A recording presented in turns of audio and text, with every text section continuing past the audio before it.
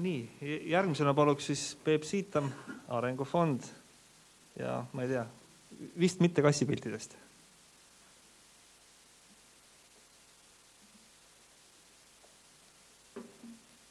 Nii, pisut madalamale pikemad mehed ees. No nii. Tere hommikupoole minu poolt ka. Minu ettekande abstraktsuse tase on kindlasti väiksem aga samas ei kavatse ma keskenduda nüüd ühistute teemale või ühingute teemadele konkreetselt, jään nii-öelda natukene selle energiamajanduse võib-olla isegi üleseks ja arutleks selle üle, et milleks rahval üldse energiatootmine kasulik võiks olla. Et ma keskendun oma ettekandes elektrile, kuna see on popim teema kui näiteks soojusmajandus, kuigi soojusmajanduses minu hinnangul probleemid võivad olla isegi suuremad ja sealt saadav kasu nii-öelda nende probleemide lahendamisest võiks olla tarbijal isegi võib-olla suurem. Minu nimi on siis, nagu öeldud, Peep Siitam, ma olen Eesti Arengufondi energia rohemajanduse suunajuht ja Eesti Arengufond koostöös paljude teiste osapooltega korraldab siis energiamajanduse pikaajalise arengukava koostamist. Eesti Arengufond on selle nii-öelda projektijuhiks ja mina siis arengupoolseks projektijuhiks, ehk siis natukene sellise pikaajalise visiooni vastutav projektijuht. Ja selles ettekandes kindlasti on ka noppeid sellest koostatavast strateegiast.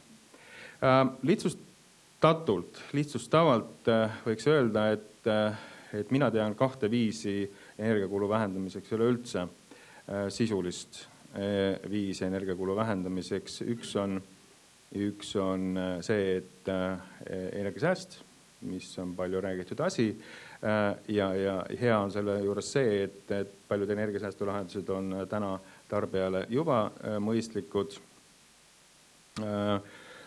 See energiasääst ei ole pelgalt tarbija mure, see on selgelt ka Eesti riigi mure, sest Eesti riigis me siis tegelikult iga SKT tootmiseks, toodetud SKT ühiku kohta kasutame tegelikult peaaegu 1/4 sellest eurost energia peale, ehk siis, mis on täiesti ebamõistlikult suur kulu, et siin ei ole alternatiivi, me peame selle energiasäästu edendamisega tunduvalt paremini edenema, kui me siiamaani oleme edenenud. Ja teine on siis see nii-öelda päevakavaline teema energiakulude vähendamiseks, ehk et väidan, et tarbijate investeeringud energia tootmisse vähendavad energiakulutusi läbi tulu suurendamise ja ühtlase on see kaitse energiahindade tõusu vastu, see viimane osa on selle Arengufondi ilusa sildi taha jäänud, aga igal juhul siis energia tootmisse investeerimine on energiakulu vähendav tarbija jaoks. Ma väidan ka seda, et mida suurem on elektritootmise täiskulus kapitalikulude osatähtsus, seda suuremat võitu saab tarbija energiamajandusse investeerimisel. Ma kohe toon siia juurde ka pildi nii-öelda materjali, mis seda väidet võib-olla ka illustreerivad ja ehk on see ka üks põhjusi, miks tuuleenergia assotsiatsioon nii-öelda siis energiaühistute või ühingute teemat eest veab, sest teatavasti tuuleenergia nii-öelda muutuvkulude osakaal võrreldes teiste tehnoloogiatega on vaata kõige väiksem ja siis kapitalikulude osatähtsus kõige suurem, ehk siis tuuleenergia võib olla üks esimesi tehnoloogiaid, millega siis tarbijad nii-öelda oma energiakulutusi vähendada võiksid, ehk siis läbi selles tulu suurendamise. Ja paralleel võib-olla igapäevaelust, et miks üldse ja kas üldse tarbijad võiksid või peaksid energiamajanduse osalema nii-öelda taksoteenuse või autokasutuse paralleel, et kas taksoteenuse ost on mõistlik, kui autot läheb tegelikult vaja 24/7, 24 tundi ööpäevas, 7 päeva nädalas ja nii aasta ringi. Võib-olla on siiski targem osta auto ise ja tellida autojuhi teenus juhul, kui ise autojuhti mängida ei taha või ei oska. See pilt siin kirjeldab erinevate elektritootmisviiside täiskulusid ja siin paremal all nurgas on siis energiamajanduse arengukava konsultandi EA Energy Analysis logo. See pilt vist on kribu, ma ei tea, kas see sinna taha nii-öelda need alumised tulbanimed teieni jõuavad või mitte. Siis vasakult paremale, vasakul on siis süsi, siis maagaas, siis põlevkivi, puidupelletid, puiduhake, paremalt teine on siis tuulepargid ja maismaatuulepargid ja paremalt esimene on siis offshore tuulepargid ehk siis meretuulepargid. Sellisel, loomulikult on siin võetud palju eeldusi, kütuste, investeeringute ja nii edasi osas, aga see pilt on vast illustreerimaks seda, et millised võiksid need tehnoloogiad olla, kus ja veel kapitalikulud, mis on nagu märgilise tähendusega nii-öelda energiaühistute kontekstis. Ehk siis seda asendades on võimalik reaalselt sinna ise investeerides on võimalik sealt ka siis rohkem nii-öelda tulu teenida tarbijatel. Ehk siis see pilt on siis illustreerib seda, kus see potentsiaal kõige suurem võiks olla. See on üks asi, mida sellelt pildilt kaasa võtta nii-öelda kapitalikulude proportsioon täiskuludest. Ja teine asi, mida sellelt pildilt kindlasti kaasa võtta, on see punane joon. See punane joon on tänane turuhind. Ehk siis tänane turuhind ei kata mitte ühegi uue tehnoloogia uue elektritootmisvõimsuse kõiki kulusid ja see on tõsine probleem.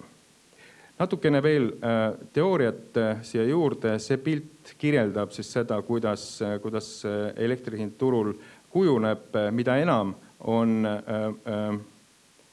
turul madala muutuvkuluga tehnoloogiaid, seda madalam on turuhind, sellepärast, et turuhind kujuneb vaid muutuvkulude baasil, mitte täiskulude baasil. Ja asi või asjad, mida siit sellelt pilt kaasa võtta, on kaks.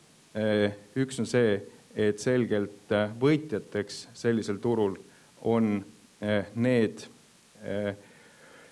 madala muutuvkuluga tehnoloogiate omanikud, kes investeerivad kõigepealt ja selgelt kaotajateks sellisel turul, juhul kui selline turg jätkub, on siis viimased kõrgete muutuvkuludega investeeringute või elektritootmisvõimsuste omanikud. See elektriturg on natukene äraspidine, sest ta ei kata kogu elektritootmise muutuvkulu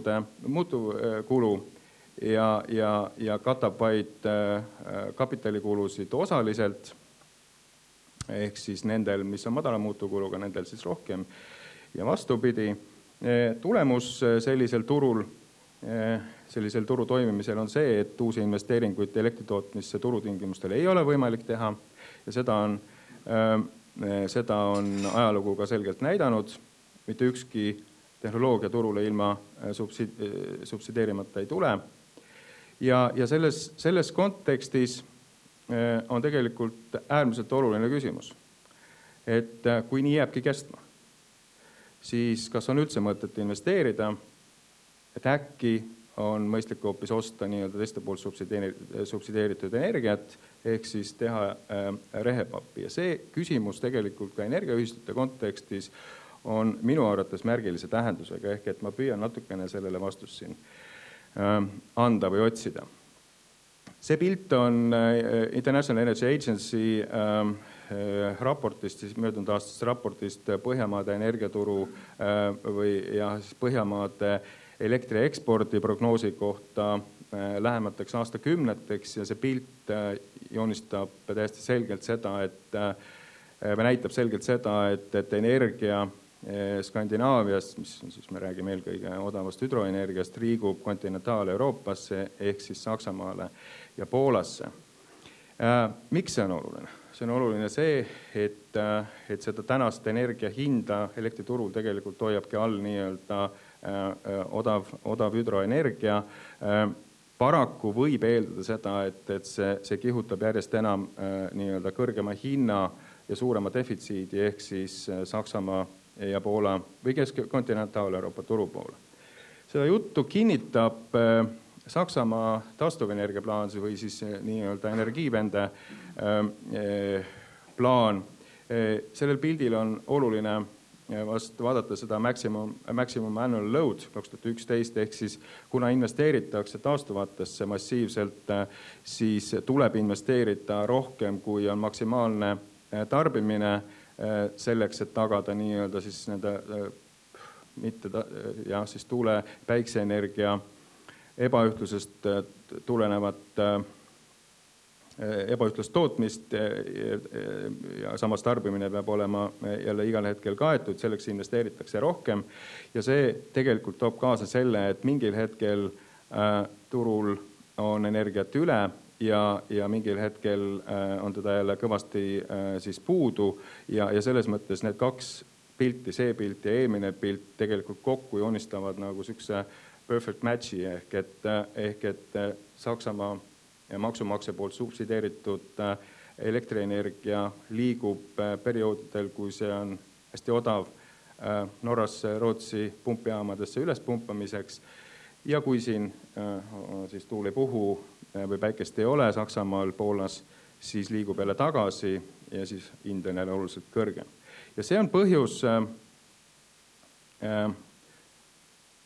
põhjus, miks tegelikult juba sellises keskpikas perspektiivis siis Saksamaa, Poola, mis tegelikult määravad meie jaoks väga olulist rolli meie valikute tegemisel, jäävad sügavasse defitsiiti. Ja see energia ei tule kuskilt mujalt, see tuleb Norrast, Rootsist, Taanist aastani 2030, sealt edasi võib prognoosida selget vähenemist ehk siis peamiselt Norrast ja see mõjutab otseselt meie valikuid. Ehk siis meil ei ole täna mitte mingisugust eeldust või alust eeldada seda, et see tänased võimalused odavat energiat importida jäävad kestma igavesti. Ja seetõttu tõenäoliselt tuleb meil enda energeetiliste valikute tegemisel ikkagi lähtuda sellest teadmisest, et iga mees peab oma kulud ise kandma, ehk siis energiavajaduse ise katma. Ja kokkuvõtteks kaks asja ehk et investeerimine turukõlblikku elektritootmisse on suhteliselt madala riskiga tarbija energiaarvelt vähendab äritegevus sel lihtsalt põhjusel, et madala muutuvkuluga elekter tänase turudisaini juures on selgelt igal juhul turul ja seetõttu võiks väita, et ta on madala tururiskiga tegevus ja samas kindlasti energiaarvet vähendab äritegevus seetõttu, et sellest tekib tulu, siis seda piltlikult öeldes kuluga vähendab. Üks asi, millest ma ei rääkinud, aga mis on hästi oluline riigi kui terviku jaoks, on see, et teadlikkuse kasv loob head eeldused ka energiasäästu tegevusteks, ehk siis osalemine energiaturul selgelt tõstab teadlikkust, tarbijate teadlikkust ja see omakorda on otseselt lingitud ka siis tarbijate sooviga investeerida või mitte investeerida siis energiasäästu. Lõpetuseks ma ei oskagi miskit muud öelda, kui et julget pealehakkamist. Ma lisasin siia ka veebiaadressi energiatalgud.ee, kus siis toimub tegelikult energiamajanduse arengukava peamiste sisendite koostamine ja loomulikult kõigi teie nii-öelda panus selle strateegia koostamisse on teretulnud ja juhul, kui mõnel ei ole veel sellesse keskkonda sisse logimiseks koode, siis seal on ka juhised selle kohta, kuidas neid saada ja mida selleks teha. Aga suur tänu tähelepanu eest. Aitäh ja palun küsimused.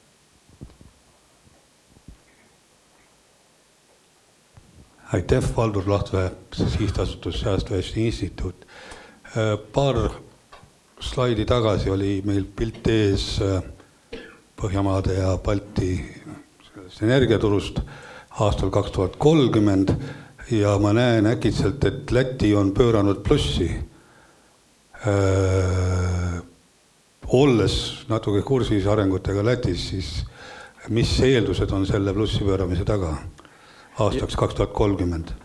Jah, kõik need pildid nii-öelda siin nüüd energiastrateegiast on rõhuga sõnal alustavad, ehk et selle pildi tulemus on selles, et Leetu söejaamasid mudelis algselt miskipärast ei lubatud, ehk siis piltlikult öeldes võib öelda seda, et Lätisse plaanitud söejaamad võib tõsta Leedusse, nii et see selles mõttes katab Läti eksport siin sulgudes 6, eks, et see piltlikult võib tõsta nii-öelda katma seda Leedu defitsiiti. Ehk siis seal oli võetud see eeldus, et Leedu söejaamasid ei lubata, aga tegelikult neil piiranguid ei ole, nii et selle piirangu võib maha võtta.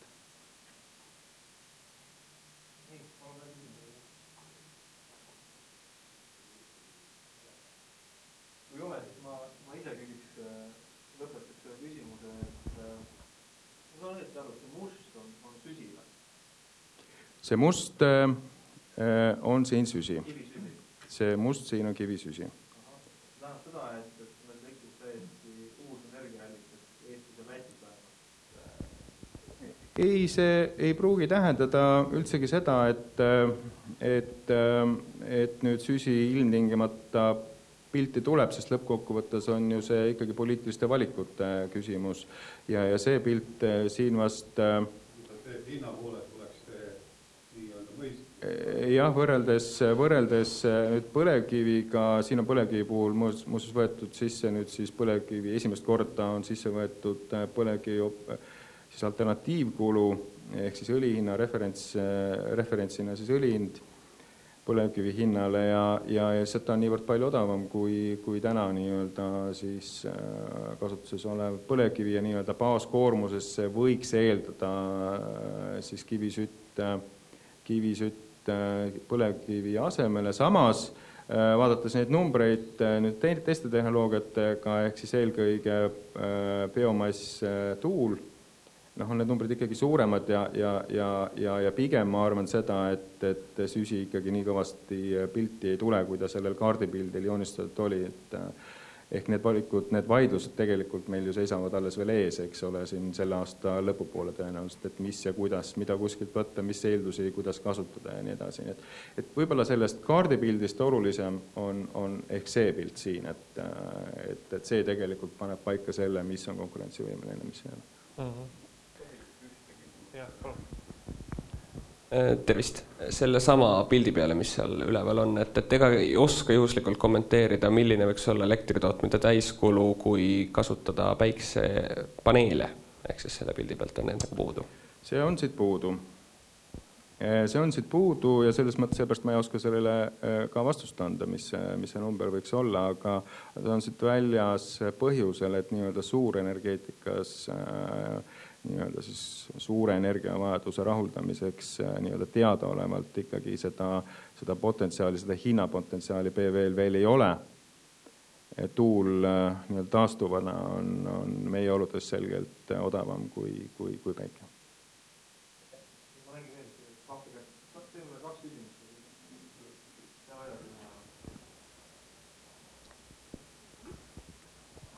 Tervist, Raul Pottisepp taastuvenergiakojast. Kas see süsi oli CCS-tehnoloogiaga koos või on ta ilma, kuidas ta seal pildi peal on arvutatud? See CCS kogu selles strateegias või siis energiamajanduse strateegias on lubatud alates 2030. Siin on ta 2020 ehk siis ilma CCS-ita. Mul tegelikult oli vastus sellele väikse küsimusele, et taastuvenergia 100, siis taastuvenergia 100, mis on siis kavam koostöös Keskkonnaühenduste Koja ja Eesti Taastuvenergia Koja poolt avaldatud eelmisel aastal, siis see tegelikult reastab kõik need erinevad ka siis väikese tuule ja muud tehnoloogiad, et ta on seal väikese tuulega enam-vähem samas selles augus, et 140 euri megavatt-tund minu meelest oli.